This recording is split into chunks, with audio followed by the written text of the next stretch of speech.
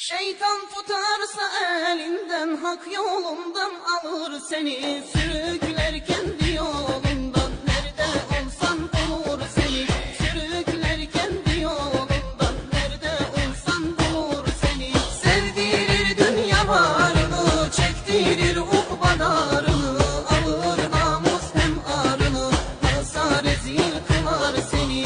Alır namus hem arını, nasa rezil kılar seni.